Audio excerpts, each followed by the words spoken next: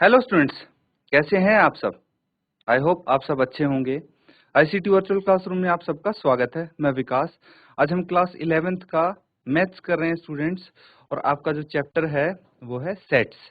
तो सेट्स में बहुत सारे टॉपिक आते हैं, तो एक एक करके हम कवर करेंगे। प्रीवियस सेशन में जो हमने सेट्स के बारे में पढ़ा था वो तो बेसिक चीजें पढ़ी थी कि भाई सेट्स को यूज क्यों करते हैं, और कुछ बेसिक जो मैथमेटिकल टर्म्स होती हैं सेट्स में जो आपकी यूज होने वाली हैं वो हमने सीखी थी। तो चलिए एक बार रिवाइज करते हैं उन चीजों को, और उसके बाद आगे कंटिन्यू करते हैं चैप्टर को। चलते हैं स्मार्ट बोर्ड पे। तो बच्चों, सेट्स हिंदी में इसको समुच्चय बोलते हैं, और जो इम्पोर्टेंट चीज है जो हमने प्रीवियस सेशन में की थी वो यहाँ पे आप देख सकते हैं। देखिए, हमने कुछ एग्जांपल्स किए थे, ठीक है। इनके क्या होते हैं, ये सेट्स होते हैं। सेट को रिप्रेजेंट करता है, जैसे एन है। एन है, अगर आपको कहीं एन लिखा मिले, दैट इज कि वो सारे नेचुरल नंबर्स का सेट है, नेचुरल नंबर्स के सेट को रिप्रेजेंट करता है। इसी तरह जेड है, पूर्णांकों के यानी इंटीजर्स के सेट्स को रिप्रेजेंट करता है। क्यू हो गया, आर हो गया, इस तरह से ये चीजें हमने डिस्कस की थी कि कौन सा सिंबल किसका सेट रिप्रेजेंट करता है। और बच्चों, एक और इम्पोर्टेंट चीज हमने पढ़ी थी वो थी एप्सिलॉन, ठीक है। एप्सिलॉन क्या होता है, कैसे यूज करते हैं, ये चीजें हमने डिस्कस की थी। तो एक बार देखिए, रिवाइज कर लीजिए इसको। कहीं कोई अगर डाउट रहता है आपको तो पूछ सकते हैं, तभी हम आगे बढ़ेंगे, क्योंकि अगर ये चीज आपको क्लियर होंगी तो ही आगे की चीजें आपको समझ में आएंगी। इसीलिए ये बिल्कुल अच्छे से आपका होना चाहिए। तो जल्दी से एक बार रिवाइज करो। तो बच्चों देखिए, कुछ इंपॉर्टेंट पॉइंट्स हैं वो आप नोट डाउन करेंगे अब, ठीक है। सेट्स के बारे में ही कुछ इंपॉर्टेंट पॉइंटर्स हैं जो आप नोट डाउन करेंगे। तो देखिए, ये इंपॉर्टेंट पॉइंट है, मतलब क्या हुआ कि ये चीजें आपको पता होना चाहिए, ठीक है।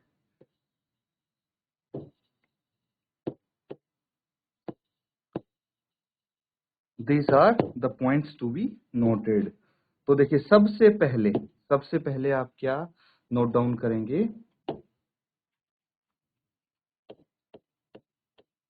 सबसे पहला पॉइंट ये है कि जो समुच्चय होते हैं ना, सेट्स होते हैं, तो ऑब्जेक्ट्स हो गए, जैसे ऑब्जेक्ट्स, एलिमेंट्स,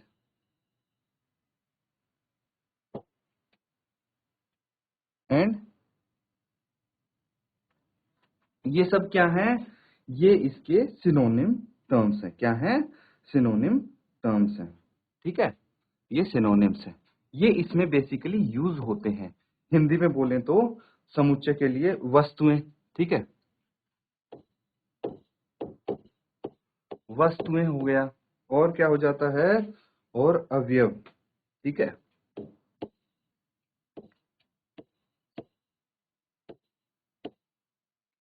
अवयव हो गया, एंड मेंबर्स,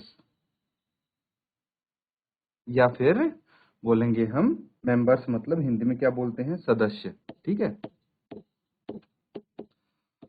तो ये क्या है, जब भी हम सेट्स बनाते हैं, लिखते हैं, तो उसमें क्या क्या चीज यूज होती है। वस्तुएं हो गया, अवयव बोल सकते हैं, या फिर मेंबर्स बोल सकते हैं। तो ये सब सेट में यूज होते हैं, ये वर्ड्स यूज होंगे। क्वेश्चन जब आएगा तो वहां पे ये यूज हो सकते हैं, इसीलिए आपको पता होना चाहिए। अगला पॉइंट लिखिए, sets are usually denoted by capital letters. ये भी एक इंपॉर्टेंट पॉइंट है कि जो सेट्स होते हैं, sets are usually denoted by capital letters, ठीक है। कैपिटल लेटर्स मतलब क्या हुआ भाई, अंग्रेजी में आपने एबीसीडी पढ़ी होंगी, तो कैपिटल लेटर्स यानी capital A, capital B, capital C, इस तरह से होता है।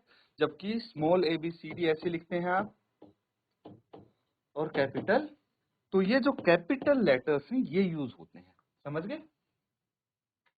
हिंदी में इसको इस तरह से बोल सकते हैं, समुच्चय को प्राय अंग्रेजी वर्णमाला के बड़े अक्षरों से निरूपित करते हैं, ठीक है। अब हो जाता है एक और पॉइंट, उसको ध्यान रखना। The element of sets are represented by small letter. जो सेट होते हैं ना, सेट, उनको तो कैपिटल लेटर से हम रिप्रेजेंट करते हैं। जैसे अभी आपने देखा था कि जो जेड होता है, ठीक है, या फिर आर होता है, ठीक है, ये सब एन है। तो कैपिटल एन लिखा ना, नेचुरल नंबर का जो सेट है, तो कैपिटल एन से रिप्रेजेंट करेंगे इसको, स्मॉल से तो नहीं करेंगे। लेकिन जो इसके एलिमेंट्स होते हैं ना, अवयव होते हैं, जो सेट्स के अंदर एलिमेंट आते हैं, वो स्मॉल लेटर से होते हैं रिप्रेजेंट, ऐसे, समझ गए? तो इसको भी नोट डाउन करो। The elements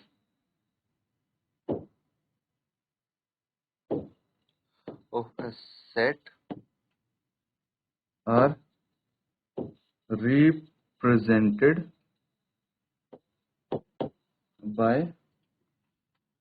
small letters। ठीक है, जैसे ए बी सी। तो मैं आपको एक सेट लिख के दिखा देता हूं। जैसे मान लीजिए एक सेट है आपके पास ए, इस सेट का नाम ए है, और इसमें क्या क्या एलिमेंट्स होंगे, जो भी एलिमेंट्स होंगे, ई आई ओ यू, ये क्या है, एलिमेंट्स इसके अंदर के स्मॉल लेटर से रिप्रेजेंट करेंगे, जबकि सेट कैपिटल लेटर से रिप्रेजेंट करेंगे। ये यहाँ पे बोलना चाहते हैं हम, नोट डाउन कर लीजिए। और जो ये है ना, इनको हम एलिमेंट्स बोलेंगे, एलिमेंट्स या फिर ऑब्जेक्ट्स या फिर मेंबर्स बोल सकते हैं सेट के, ठीक है। तो इस इन पॉइंट्स को नोट डाउन कर लीजिए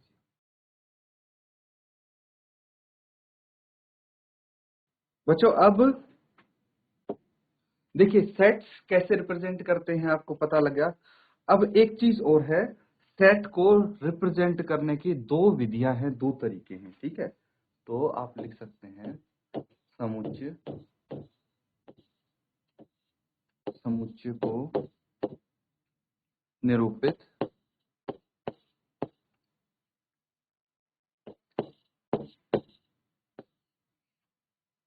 करने की दो विधियां हैं, ठीक है, करने की दो विधियां हैं।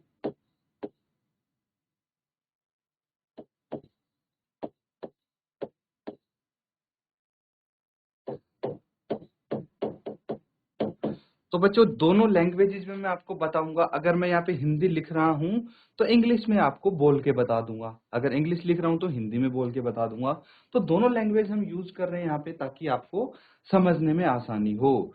तो समुच्चय को निरूपित करने की दो विधियां हैं, यानी there are two methods by which we can represent sets, ठीक है। सेट को रिप्रेजेंट करने के दो मेथड हैं, दो तरीके हैं। तो जो सबसे पहला तरीका है उसको हम बोलते हैं रोस्टर या फिर सारणीबद्ध रूप, ठीक है। रोस्टर या सारणीबद्ध रूप, ठीक है। इसको हम इंग्लिश में बोल सकते हैं रोस्टर फॉर्म,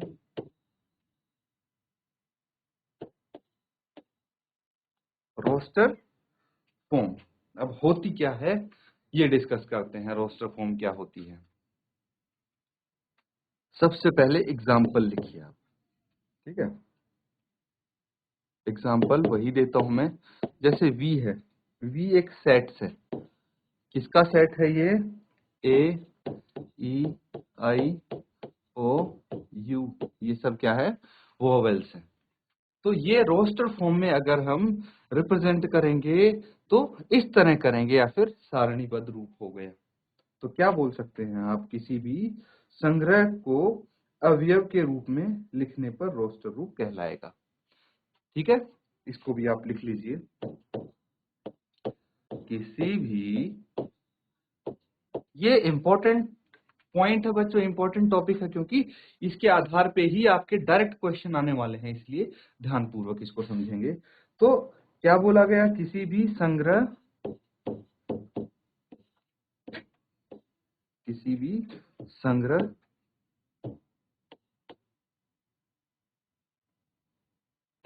को अवयव किसी भी अवयवों के रूप में लिखने पर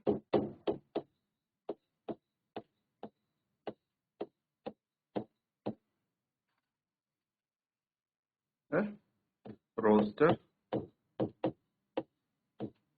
या फिर ऐसे बोल सकते हैं रोस्टर रूप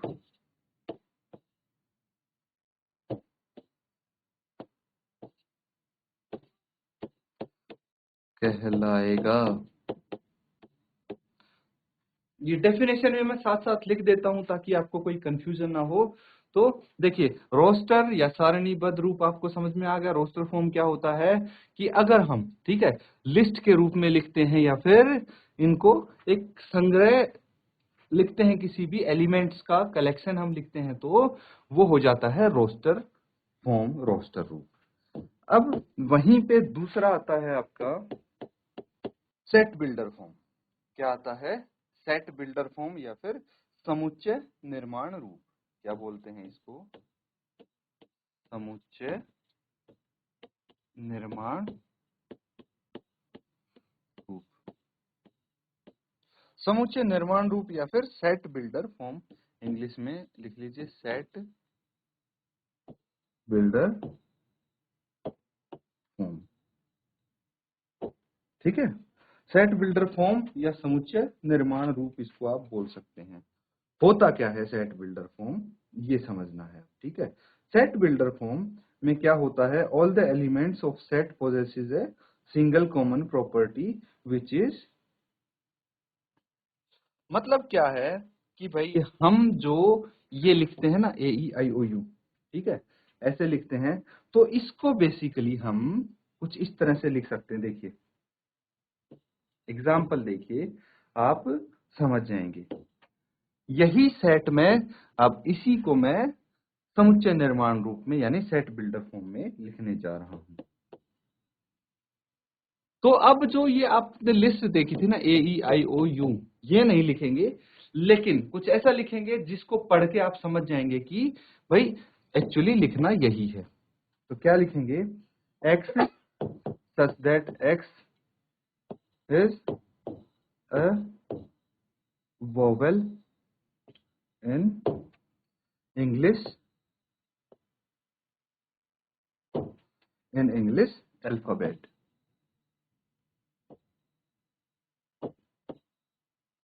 ये है, इसका मतलब क्या हुआ कि भाई अंग्रेजी वर्णमाला का एक स्वर है, यही होगा ना।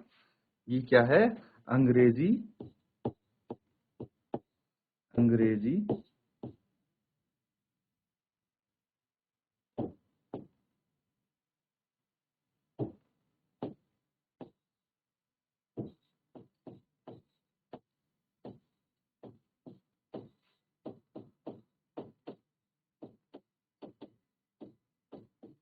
स्वर है। वोवल मतलब स्वर, ठीक है। इंग्लिश अल्फाबेट यानी अंग्रेजी वर्णमाला। तो अंग्रेजी वर्णमाला का एक स्वर है क्या? एक्स, ठीक है। एक्स सच दैट एक्स अंग्रेजी वर्णमाला का एक स्वर है, या फिर x is vowel in English alphabet.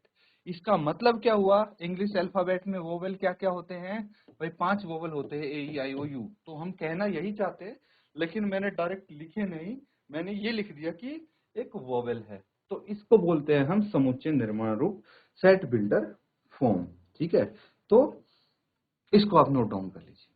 तो बेसिकली यहाँ पे अगर आप इसकी डेफिनेशन लिखना चाहते हैं तो लिख सकते हैं कि क्या है कि भाई जो सेट बिल्डर फॉर्म है उसमें उसके जो एलिमेंट्स हैं, ठीक है, जो अवयव हैं, एलिमेंट हैं, वो सारे एक सिंगल प्रॉपर्टी रिप्रेजेंट करते हैं। ठीक है, सिंगल प्रॉपर्टी होती है उनकी, which is not possessed by any element outside the set. मतलब सेट के बाहर, सेट के अलावा और किसी एलिमेंट में ये प्रॉपर्टी नहीं होगी।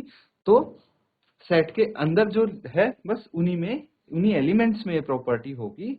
तो वही प्रॉपर्टी हम यहाँ पे लिख देते हैं, उसको बोलते हैं समुच्चय निर्माण रूप। इसको नोट डाउन करिए आप। बच्चों ये चीज समझ में आ गई? अब देखिए कुछ इनके भी पॉइंट्स हैं, ठीक है, जो आपको ध्यान रखना है। क्योंकि जो क्वेश्चन आएंगे वो भाई ऐसा बोल सकते हैं कि आपको सेट बिल्डर फॉर्म में लिखना है या फिर रोस्टर फॉर्म में लिखने हैं कुछ एलिमेंट्स। तो इनके पॉइंट्स का आप ध्यान रखेंगे, पॉइंट्स नोट डाउन कीजिए। जो पहला पॉइंट है, ठीक है, तो ये आप नोट बना के उसके अंदर लिख सकते हैं। तो पहला पॉइंट ये है कि जो रोस्टर रूप है, रोस्टर रूप में अवयवों को सूचीबद्ध करने में उनके क्रम का महत्व नहीं होता। मतलब क्या है, ऑर्डर मैटर नहीं करता। तो इसको नोट कर लीजिए। रोस्टर रूप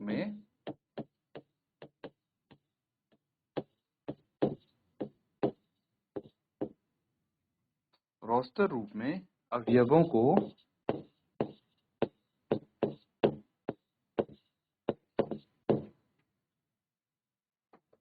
सूचीबद्ध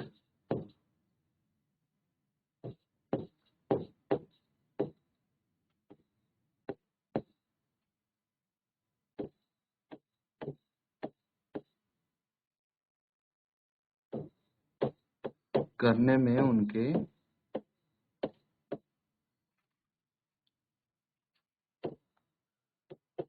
क्रम का महत्व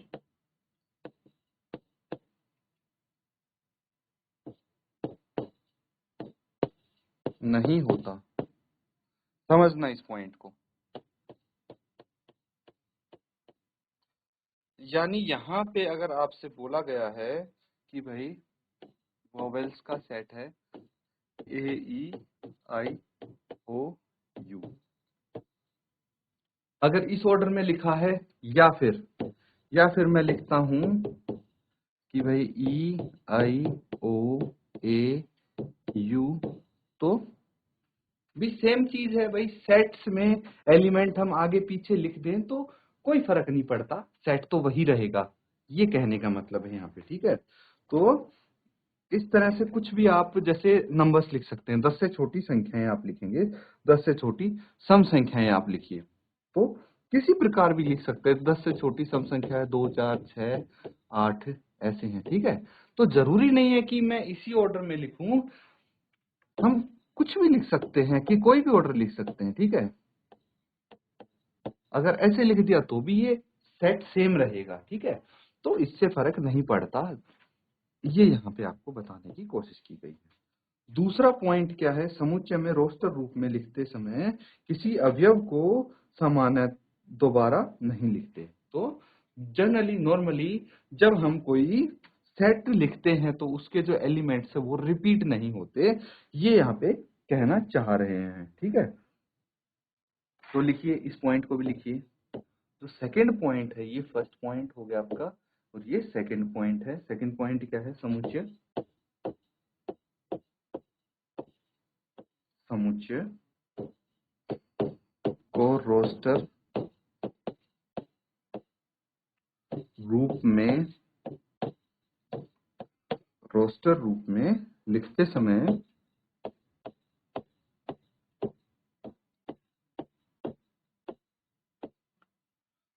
समय किसी अवयव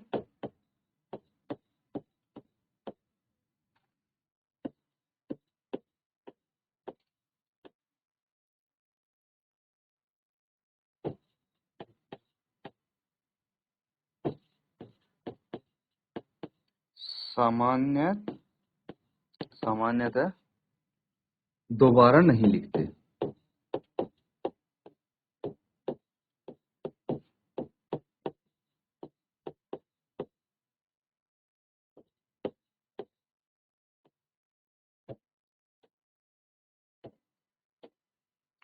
तो इसका मतलब है हम कोई एलिमेंट रिपीट नहीं करेंगे सेट के अंदर, ठीक है। जैसे स्कूल में अक्षरों का जो स्कूल होता है ना, ये होता है, एग्जाम्पल लिख रहे हैं हम, ठीक है। जो स्कूल है, तो स्कूल में प्रयुक्त अक्षरों का समुच्चय लिखना है आपको।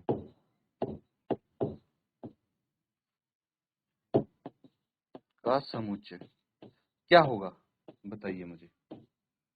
तो इसका अगर सेट लिखेंगे तो देखिए स्कूल में जो जो स्पेलिंग आती है, ठीक है, जैसे एस हो गया, ठीक है, सी हो गया, एच हो गया, ओ हो गया, एल हो गया, ये लिखेंगे। भाई डबल ओ, स्कूल पता है मुझे कि दो ओ आ रहे हैं, लेकिन जब हम इसके एलिमेंट्स लिखेंगे, सेट की फॉर्म में इसको लिखेंगे, तो हम क्या करेंगे भाई, रिपीट नहीं करेंगे। अगर ओ दो बार आ रहा है तो भी हम एक बार ही लिखेंगे यहाँ पे, ठीक है। तो इसको नोट डाउन करो। तो बच्चों यहाँ पे जो हमने आज टॉपिक किए हैं कवर, उम्मीद करता हूँ सबने अच्छे से नोट डाउन किए हैं और समझे हैं, क्योंकि बच्चों इनके आधार पे ही अब डायरेक्ट आप क्वेश्चन करने वाले हैं। तो जो आपकी फर्स्ट एक्सरसाइज है वो इन्हीं पे बेस्ड होगी, इसीलिए अच्छे से इनको प्रैक्टिस करके आना अगले सेशन के लिए, ताकि हम एक्सरसाइज इजीली कर पाएं। इसी के साथ स्टूडेंट्स आज का सेशन यहाँ पे एंड करते हैं। Thank you and have a nice day.